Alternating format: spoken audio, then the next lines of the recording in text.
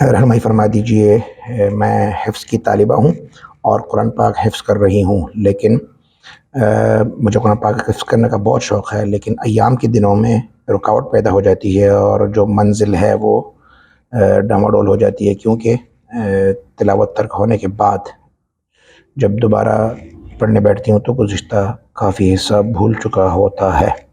اس دوران میں کیا منزل پڑھ سکتی ہوں، سبقی پڑھ سکتی ہوں، یعنی ریویژن جو ہے وہ کر سکتی ہوں یا نہیں؟ رہنمائی فرما دیجیے۔ دیکھیے، یہ جو حالت ہے ایام کے، مخصوص ایام کے، ان دنوں میں خواتین کے لیے ہر قسم کی عبادات جو ہیں وہ متروک ہو جاتی ہیں، صرف ذکر و اذکار ہی کر سکتی ہیں۔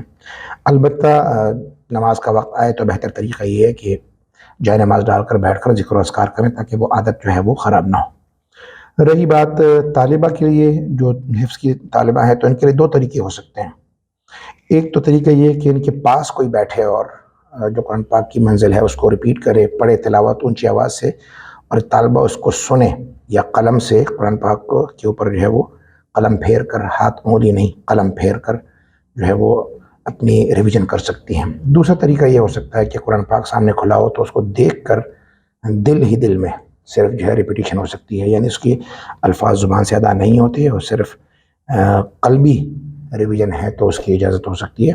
تو اس طریقے سے طالبہ جو ہے وہ اپنے حفظ کو بھی سنبھال سکتی ہے، اور یعنی ان مخصوص ایام میں قرآن پاک کی تلاوت کو سنا بھی جا سکتا ہے۔ شکریہ۔